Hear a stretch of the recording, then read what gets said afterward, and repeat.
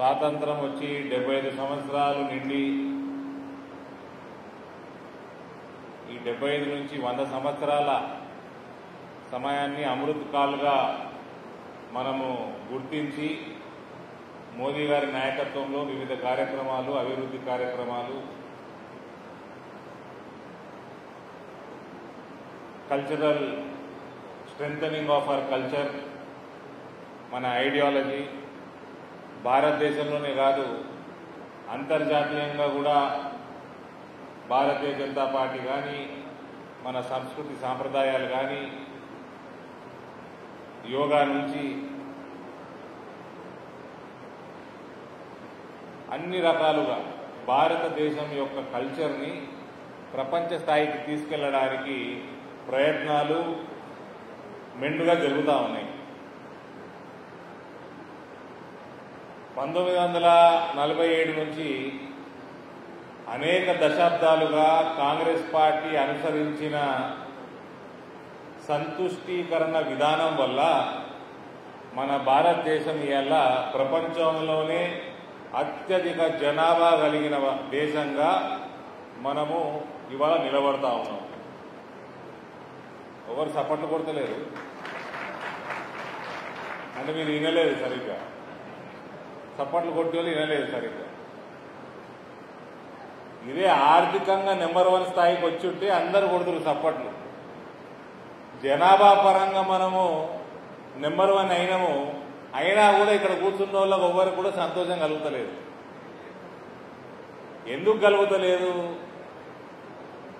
అది ఆలోచించడానికి, దాన్ని సెటరేట్ చేయడానికే ఇటువంటి సభలు పెడతా ఉన్నాం.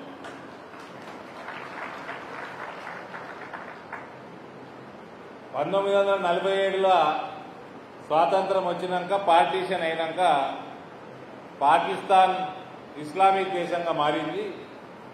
మన దేశాన్ని హిందూ దేశంగా మార్చలేకపోవడం కాంగ్రెస్ చేసిన అతిపెద్ద హిస్టారికల్ బ్లండర్.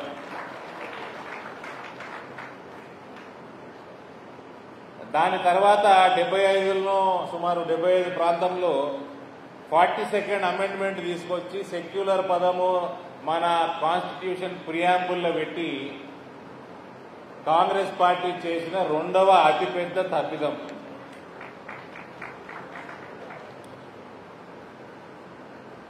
మన దేశంలో 2వ అతిపెద్ద మతం అయిన ఇస్లాం మతం, second largest population in this country, వాళ్ళకి మైనారిటీ స్టేటస్ ఇవ్వడం 3వ అతిపెద్ద తప్పు.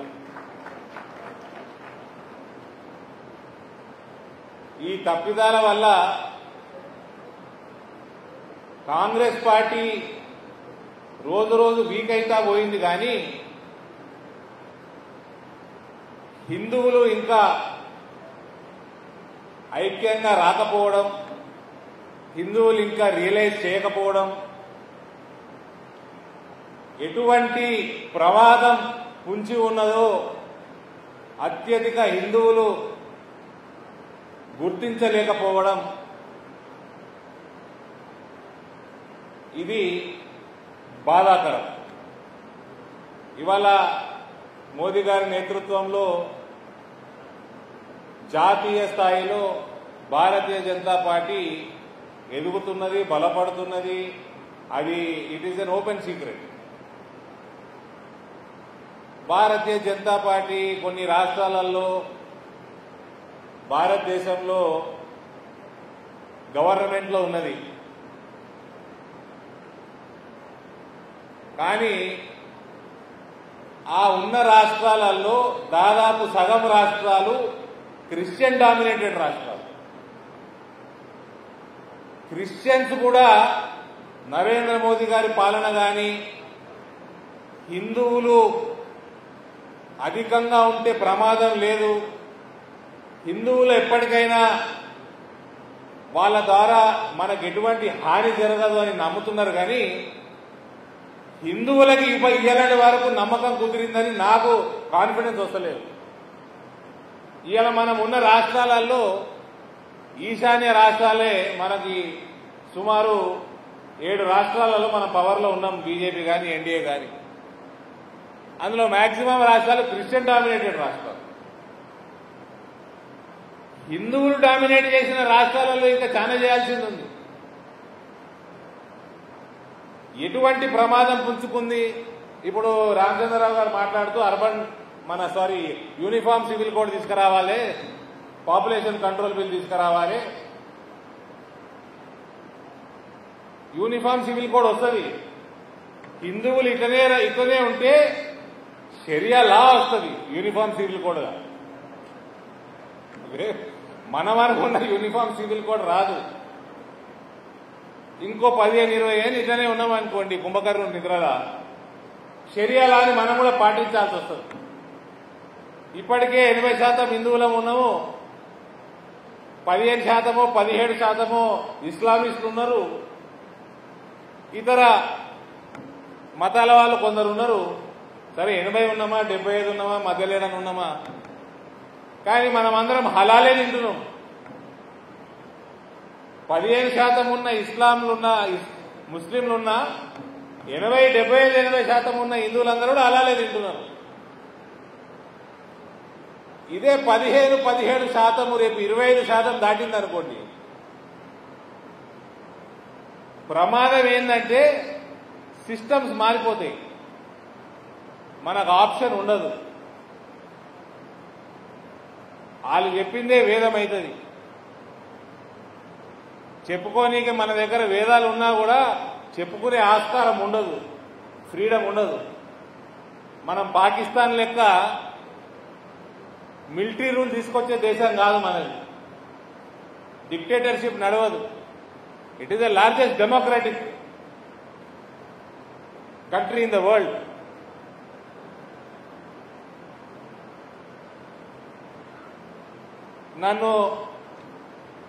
నేను ఇప్పటికీ 6 సంవత్సరాలు దాటి 7వ సంవత్సరం రాజకీయాలకు వచ్చి బీజేపీలకు వచ్చి, రాజకీయాలు బీజేపీలకు రెండింటికి ఒకటేసారి వచ్చిన. నిన్న మొన్నటి దాకా కాంగ్రెస్కి వెళ్ళి వచ్చిన. నేను జాయిన్ అయ్యే సంవత్సరం 2017కి మా నాయననే కాంగ్రెస్లో లేడు. ఆయన అప్పటికే 2 సంవత్సరాలు అయితే టీఆర్ఎస్కి పోయి, ఆయన కాంగ్రెస్కి వెళ్ళి వచ్చిందంట. ఎగ్జామ్ ఇప్పుడు బంద్ అయింది ఈ మధ్య, థ్యాంక్ గాడ్, జై శ్రీరామ్. నేను మంచిగా ఉన్న బిజినెస్ ఇచ్చి పెట్టుకొని నా పర్సనల్ లైఫ్ త్యాగం చేసుకొని ఫ్యామిలీకి పిల్లలకి టైం తగ్గించుకొని నేను మోదీ గారి అభిమానంతో ఒకప్పుడు జమానాల ఇంటర్మీడియట్ ఉన్నప్పుడు డిగ్రీ కాలేజ్ ఉన్నప్పుడు బాల్ ఠాకరే అంటే పిచ్చిగా తిరుగుతూ ఉంటుంది. కానీ బాల్ ఠాకరే మాట్లాడేది మరాఠీలో 90%, మనకు అర్థమై సాగదు. అప్పటికి ఛానళ్లు లేవు. ఆయన ఎప్పుడో ఒకసారి ఇంగ్లీష్లోనో హిందీలో ఇంటర్వ్యూ ఇస్తే దాన్ని 10 సార్లు చూస్తుంటుంది. తర్వాత మన అదృష్టము, భారతీయుల అదృష్టము, నరేంద్ర మోడీ అనే యువకుడు, ఒక నాయకుడు భారతీయ జనతా పార్టీల ముఖ్యమంత్రిగా, అంతకుముందు ఆర్గనైజేషన్ల జనరల్ సెక్రటరీగా, వివిధ పొజిషన్లల్లో ఇవాళ ప్రధానమంత్రి ఉన్నాడు.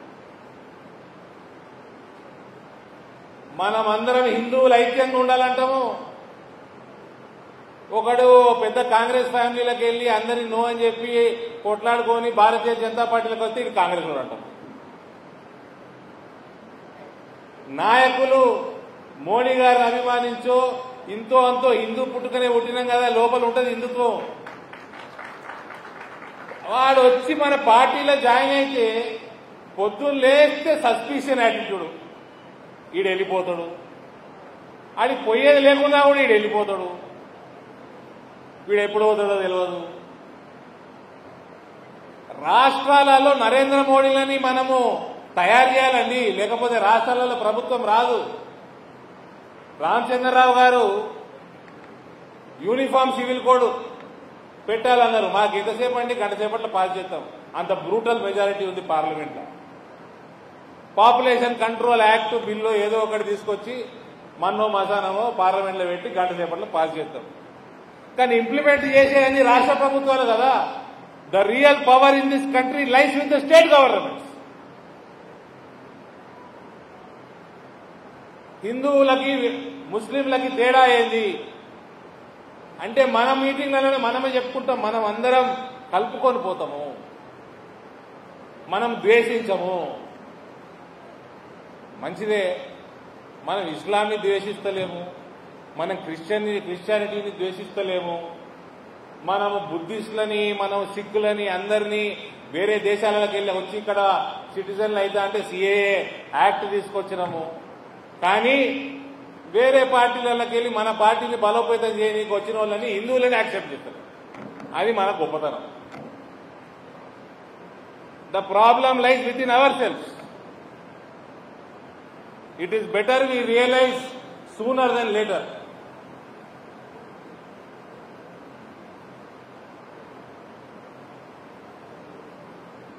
This is a competitive world. Performance matters. ఇప్పుడే పెద్దలతో మాట్లాడుతా ఉన్నా. సార్, రాష్ట్రాలలో పవర్ రావాలి. మోడీ గారికి సిఏఏ పెట్టడం పెద్ద పని కాదు, ఎన్ఆర్సీ తీసుకురావడం పెద్ద పని కాదు. పాపులేషన్ కంట్రోల్ బిల్లు నాకు తెలిసి డ్రాఫ్ట్ రెడీ అయి ఉన్నది, సివిల్ కోడ్ డ్రాఫ్ట్ రెడీ అయి ఉంటుంది. హేమీలు చాలా మంది ఉన్నారు, మేధావులు చాలా మంది ఉన్నారు. డ్రాఫ్ట్ అయిపోతుంది, బిల్లు పెట్టేస్తాము, పాస్ అయిపోతుంది. కానీ ఇంప్లిమెంట్ చేసేది రాష్ట్ర ప్రభుత్వాలు. ఇది ఎట్లా ఉందంటే, నేను క్రికెట్ ఆడుతుంటే ఇగో ఇదే ఏరియాలో క్రికెట్ ఆడేటప్పుడు మస్తు తిరుగుతూ ఉంటుంది. 1989లో మేము 7వ తరగతిలో ఉన్నాము. సచిన్ టెండూల్కర్ అనే పిల్లగాడు వచ్చిండు. అప్పట్లో వాడి వయసు 15 సంవత్సరాలు 3 నెలలు. 10th క్లాస్ కూడా పాస్ కాలే, స్కూల్ ఉన్నాడు. ఇండియన్ క్రికెట్ టీంలకి ప్రాబబుల్స్లోకి వచ్చిండు. వస్తే నాకు గుర్తున్నది, సెలెక్టర్లు తర్జన భర్జన, అరే వీడు పోరడు, రాబోయే పాకిస్తాన్ ట్రిప్పు, ఆడ వసీం అక్రమ్ ఉన్నాడు, ఇమ్రాన్ ఖాన్ ఉన్నాడు, వకార్ యూనిస్ ఉన్నాడు. వాళ్ళు మెల్లగేసిన 150 స్పీడ్లు వస్తుంది బాలు. ఈ పిల్లగాడు తట్టుకుంటాడా? పోనీ ఇప్పుడే తట్టుకోడు, ఇంకో 3-4 ఏళ్ళు ఆగినాక ఛాన్స్ ఇద్దామంటే ఇవాళ సచిన్ టెండూల్కర్ అనేటోడు ప్రపంచానికి తెలియకపోవు. మనమే చెప్తాము ఐడియాలజీ ఇండివిజువల్ కాదు, సంస్థ ముఖ్యం, ఐడియాలజీ ముఖ్యం అని. కానీ మనం మోసేదెవరిని? ఇండివిజువల్స్ని మోస్తాం. ఇప్పుడు నేను జూనియర్ని అయితే కాదు, బీజేపీలో సీనియర్ని అయిపోయినా కాబట్టి మాట్లాడుతున్నా. యాక్సెప్ట్, మన హిందూ మతం దేనికైతే గొప్పదో కలుపుకుంటాము, మనము ద్వేషించము, వసుదైవ కుటుంబకం అంటాము. మరి అది మనమే ఇంప్లిమెంట్ చేయాలి, మన ఇంట్లో మనం ఇంప్లిమెంట్ చేయాలి ఫస్ట్. హాయ్ ఫ్రెండ్స్, మా టుడే టుమారో యూట్యూబ్ ఛానల్ చూస్తున్నందుకు చాలా థ్యాంక్స్. మరిన్ని లేటెస్ట్ వీడియోస్ కోసం వెంటనే సబ్స్క్రైబ్ చేయండి. అలాగే ఈ బెల్ ని కూడా రింగ్ చేసేయండి. మా నోటిఫికేషన్స్ అన్ని మీ మొబైల్లో వస్తాయి. అలాగే మా వీడియోస్ మీకు నచ్చితే లైక్ చేయండి, షేర్ చేయండి, నచ్చకపోతే కామెంట్ చేయండి.